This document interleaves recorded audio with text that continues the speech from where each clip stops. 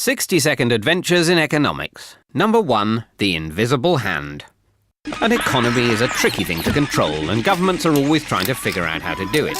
Back in 1776, economist Adam Smith shocked everyone by saying that what governments should actually do is just leave people alone to buy and sell freely among themselves. He suggested that if they just leave self-interested traders to compete with one another, markets are guided to positive outcomes as if by an invisible hand. If someone charges less than you, customers will buy from them instead, so you have to lower the price or offer something better. Whenever enough people demand something, they will be supplied by the market, like spoilt children, only in this case everyone's happy. Later free marketeers, like Austrian economist Friedrich Hayek, argued that this hands-off approach actually works better than any kind of central plan. But the problem is, economies can take a long time to reach their equilibrium and may even stall along the way. And in the meantime, people can get a little frustrated, which is why governments usually end up taking things into their own more visible hands instead. Number 2, the paradox of thrift. Much like a child getting his pocket money, one of the biggest economic questions is still whether it's better to save or spend. Free marketeers like Hayek and Milton Friedman say that even in difficult times, it's best to be thrifty and save. Banks then channel the savings into investment in new plants, skills and techniques that let us produce more. And even if this new technology destroys jobs, wages will drop and businesses hire more people. So unemployment falls again. Simple, at least in the long run. But then a live fast, die young kind of chap called John Maynard Keynes cheerfully pointed out that, in the long run, we're all dead. So to avoid the misery of unemployment, the government should instead spend money to create jobs. Whereas if the government tightens its belt when people and businesses are doing the same, less is spent, so unemployment gets even worse. That is the paradox of thrift. So instead they should spend now and tax later when everyone's happy to pay. Though making people happy to pay tax was something even Keynes didn't solve. Number 3, the Phillips curve. Bill Phillips was a crocodile hunter and economist from New Zealand who spotted that when employment levels are high, wages rise faster. People have more money to spend, so prices go up and so does inflation. And likewise, when unemployment is high, the lack of money to spend means that inflation goes down. This became known as the Phillips curve. Governments even set policy by the curve, tolerating the inflation when they spent extra money creating jobs.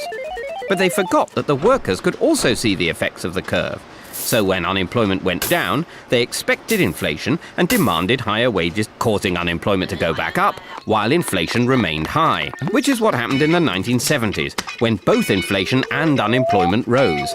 Then in the 90s, unemployment dropped while inflation stayed low, which all rather took the bend out of Phillips's curve. But at least part of Phillips's troublesome trade-off lives on. When faster growth and full employment return, you can bet inflation will be along to spoil the party. Number 4, the principle of comparative advantage. Whether you think economies work best if they're left alone or that governments need to do something to get them working, the one thing that can't be controlled is the rest of the world. Fear of foreign competition once led countries to try and produce everything they needed and impose heavy taxes to keep out foreign goods. However, economist David Ricardo showed that international trade could actually make everyone better off, bringing in one of the first great economic models. He pointed out that even if a country can produce pretty much everything at the lowest possible cost, with what economists call an absolute advantage, it's still better to focus on the products it can make most efficiently, that sacrifice the least amount of other goods, and let the rest of the world do the same. By specializing, they can then export these surpluses to each other and both end up better off. This is the principle of comparative advantage, and it has persuaded many countries to sign up to free trade agreements. But unfortunately, it can take a long time for countries to trade their way to prosperity. And because it's now much easier to move to where the money is, it's increasingly not only goods that cross borders, but people, which has somewhat uprooted Ricardo's theory. Number 5, the impossible trinity. Most countries trade with one another, which is usually pretty good for all involved. But it does mean it's a bit harder for each to keep control of its own finances. There are 3 things that governments are particularly keen on. They like to keep the exchange rate stable so that import and export prices don't suddenly jump around. They also like to control interest rates so they can keep borrowers happy without upsetting savers. And they like to let money flow in and out of their country without causing too much disruption. But there's a problem when you try to do all of these at once. Say, for example, the Eurozone tries to lower its interest rate and reduce unemployment. Money flows out to earn higher interest rates elsewhere. Exchange rates drop, which causes inflation, so the euro interest rate is forced back up again. You can either fix your exchange rate and let money flow freely across national borders, but have no control over your interest rates, or control your interest and exchange rates, but then you can't stop the capital flowing in and out. But like an overzealous triathlete, you can't do all three at once.